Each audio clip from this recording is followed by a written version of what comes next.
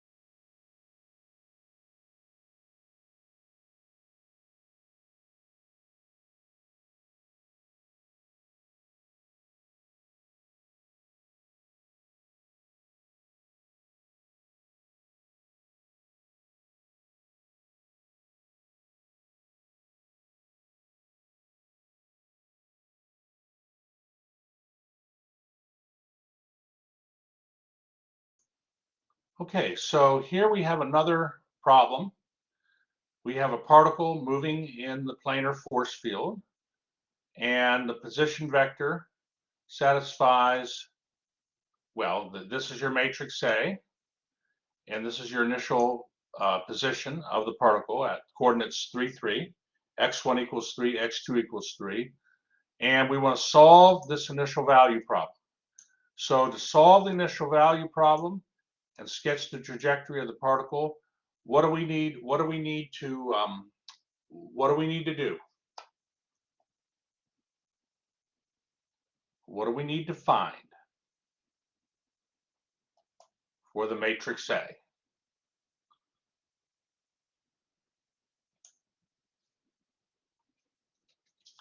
We need to find its,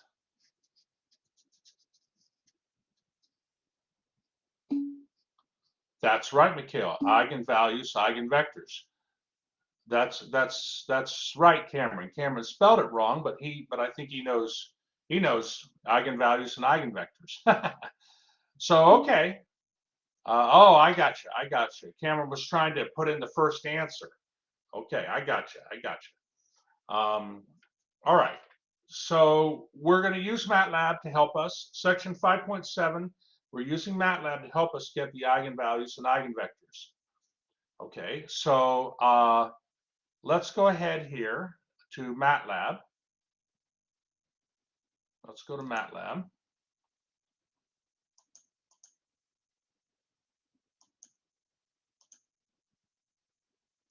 Hold on here. One moment.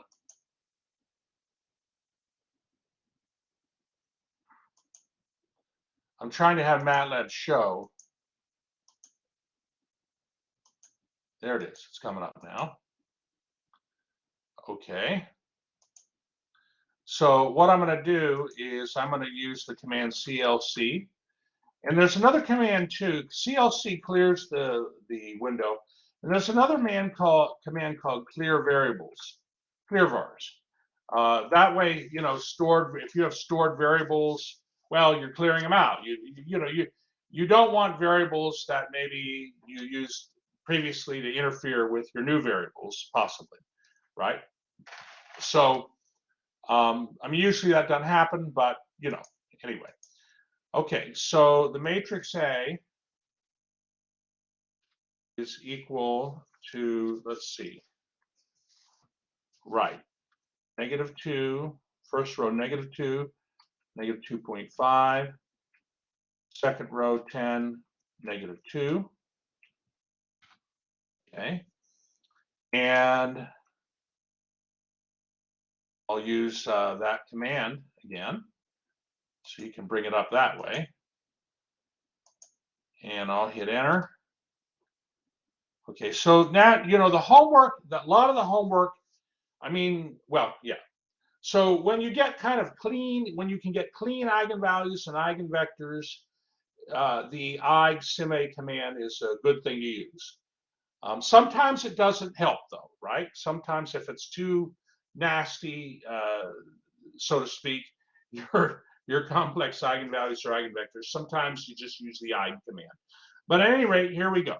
So now this is interesting. We have two complex eigenvalues, two complex conjugates. -2 minus 5i is one eigenvalue, -2 plus 5i is the other eigenvalue. And notice the eigenvectors are also complex conjugate eigenvectors. And we learned that when we have eigenvalues, complex eigenvalues have complex conjugate eigenvectors. Instead of using like -i/2 and 1 for the eigenvector corresponding to -2 plus 5i, I'm going to multiply that by 2, that eigenvector, and use the eigenvector I and 2. Okay. All right. So let's go back to the example at hand here. Now, remember in this problem that you have a particle moving in the x1, x2 real plane, not the complex plane. So what you have to do is you have to find the solution to that describes this trajectory. You have to utilize the eigenfunctions. So the general eigenfunction here, if I were to write it down here, okay, for this, would be the general solution of the differential equation would be C1 times e to the -2 plus 5i times t times the eigenvector I2 plus C2, okay, times e to the -2 minus 5i times t times the eigenvector -i and 2. But remember when you solved when you first learned about complex eigenvalues and you were going after the complex eigenvector, and you had a system of two equations and two unknowns. It turns out that the two equations in the augmented matrix were redundant, right? If you recall, that was the case. Well, it turns out that we only are going to need to use one of these eigenfunctions to help us get the real trajectory solution to our system of differential equations. The other eigenfunction adds no more insight. So we're going to use this eigenfunction, and we're going to write it a certain way. So if we now go back to where we were,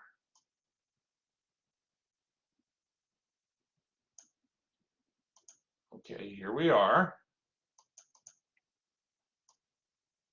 All right, so here's the eigenfunction we're going to use. And we have to rewrite this. We have to rewrite this eigenfunction. And I don't know if you've seen this before, Euler's formula. It can be proved using Maclaurin's series. E to the power I theta equals cosine theta plus I times the sine of theta. How many have maybe seen Euler's formula at some point in their math careers? Okay, Mikhail thinks possibly.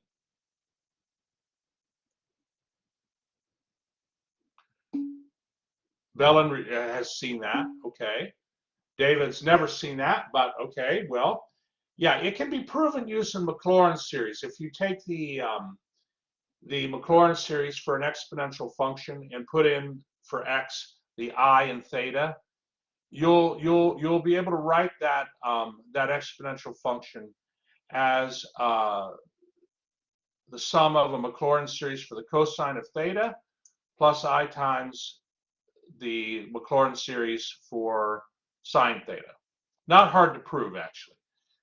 But let's just proceed on here. So I'm going to write this e to the negative,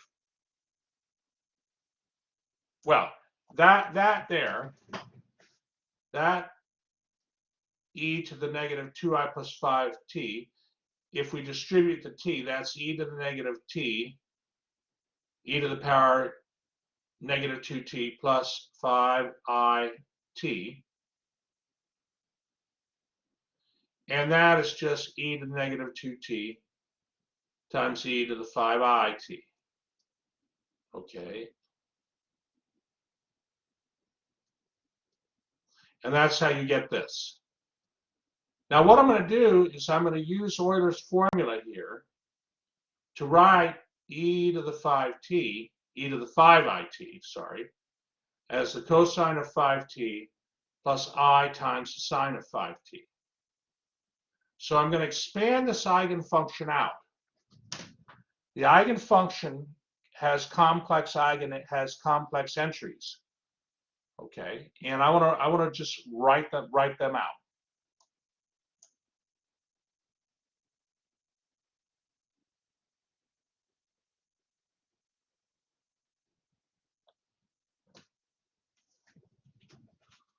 Okay, so what I'm going to do here is I'm going to take that e to the negative 2t in front and distribute it to both terms. Okay, giving us this vector with complex entries. And then what I'm going to do is I'm going to take that imaginary number I and distribute it across the entries. Now you're going to have an I times I. So look wrong? What's I times I? I times I is I squared. And what's I squared equal to? That's right, David, negative 1. So what I did was this, hold on. Well, here's the negative 1 right here times e to the negative 2 sine of 5t. What I'm doing is I'm putting the real parts of the complex numbers first. And then the imaginary parts I'm putting second.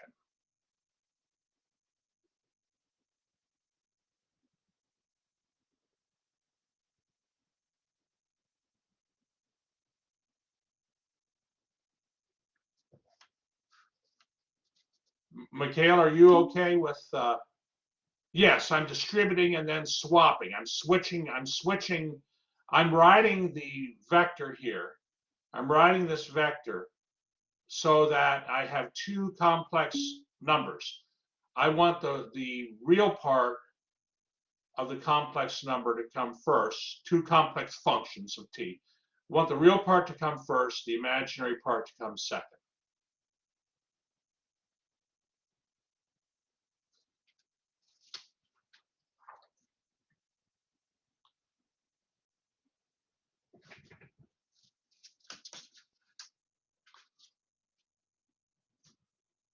Okay, please let me know if you have any questions.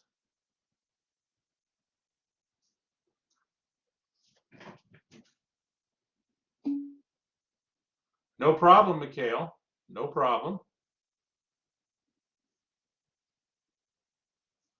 So this is x of t now. X of t equals that.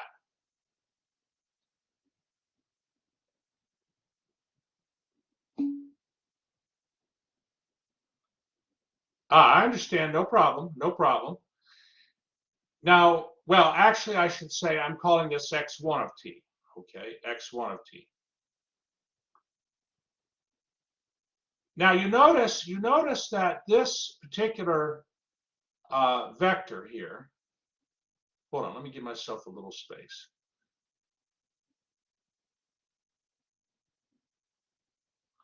This particular vector has a real part and an imaginary part. We can rewrite that vector as the sum of two vectors, one being this vector here with real entries, and then another vector where you have I times a vector with real entries. Okay, so x1 of t, I hope you see we can write x1 of t this way.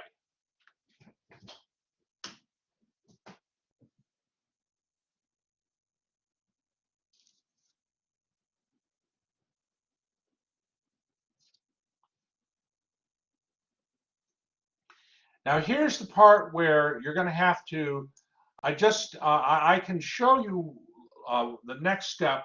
I can justify it in our next class. But again, what we have here is this is a complex solution.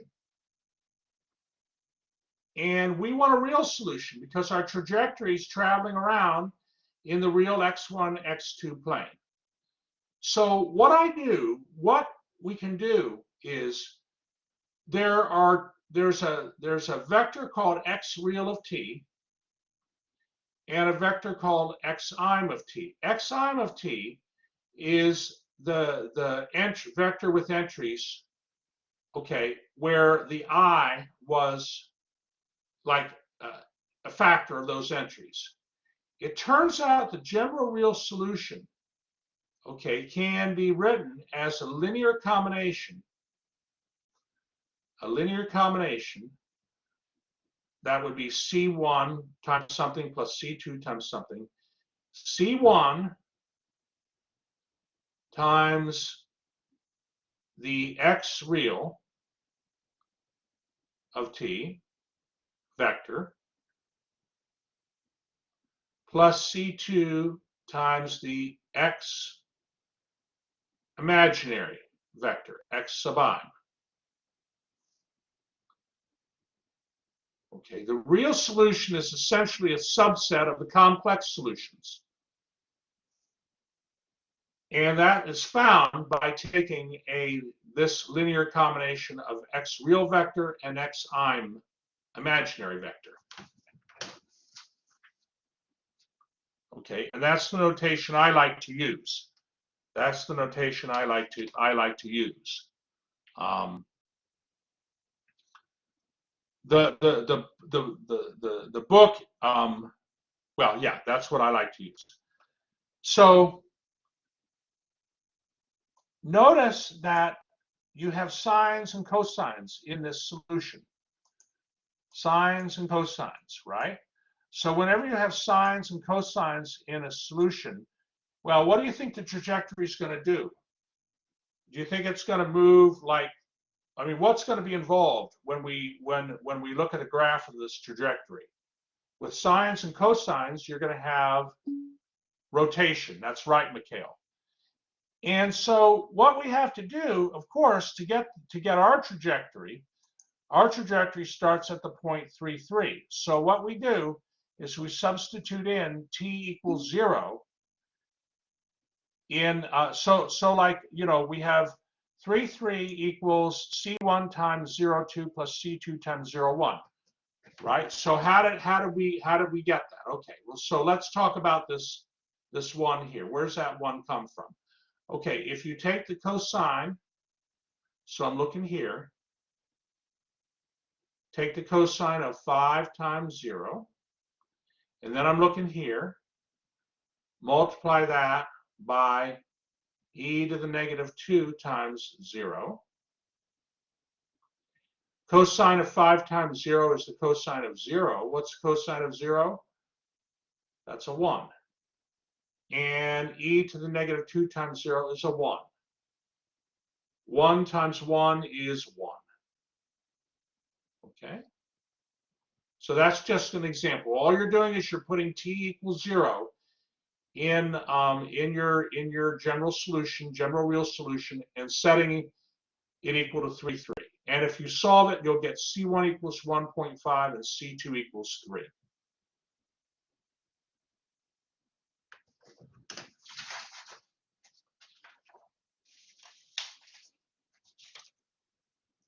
Okay, any questions before I go to the last page here?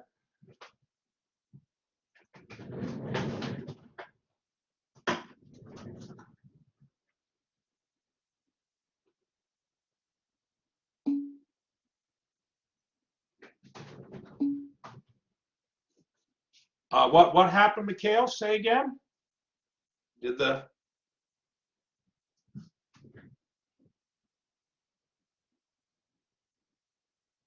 so I didn't, you know, no. So what happens is, Mikhail, and I can show this to you in the next class. When you get your complex solution, okay, when you get your complex solution, you write your complex solution as x real plus I times xi. Okay, and the two vectors, x real and xi, a linear combination of those vectors forms your general solution. So the I didn't disappear. We just didn't use it because we're not interested in a complex solution, complex vector solution. We're interested in a real vector solution. So that's the procedure, and I can prove it to you why it works next time. Very good. So now here we are, last page. The general solution to the initial value problem is therefore can be written this way. And indeed it is a trajectory. It is a trajectory that rotates. That's correct, Mikhail. That's right. That's right.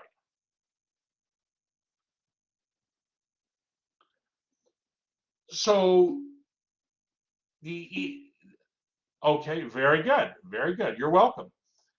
The e to the negative 2t, this part here, and this is not going to take long, this part here, e to the negative 2t, that's going to go to 0 as t approaches infinity, as t gets large.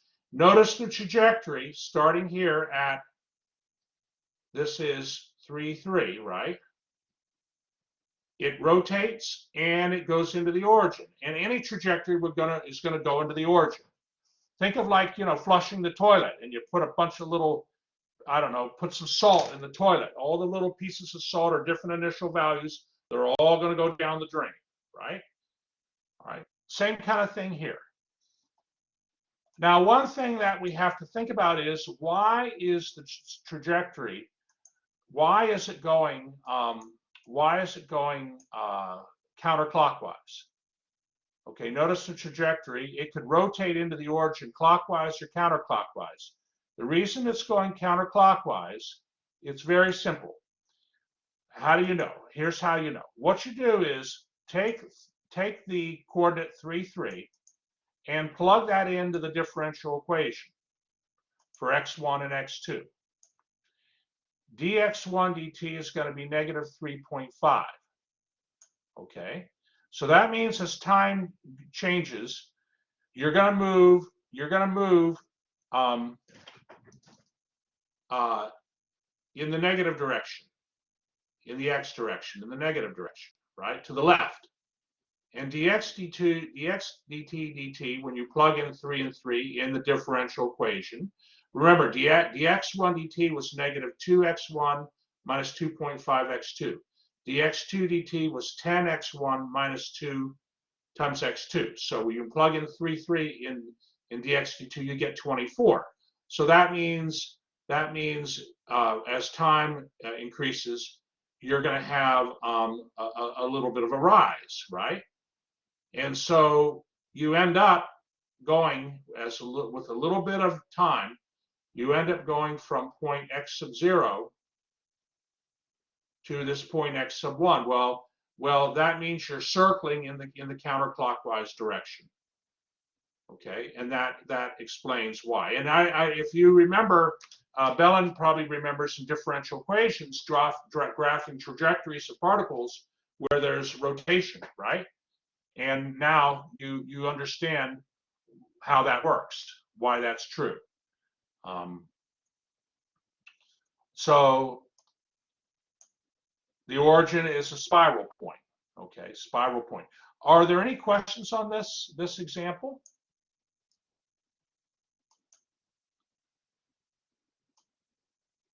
I mean, you've basically learned part of Math 282, differential equations class. You've learned part of it in this class. How about that, huh? Pretty cool. How many are liking differential equations? Mikhail likes it. Cameron likes it. Bellin likes it. Wonderful, wonderful. All right, are there any questions before I stop the recording?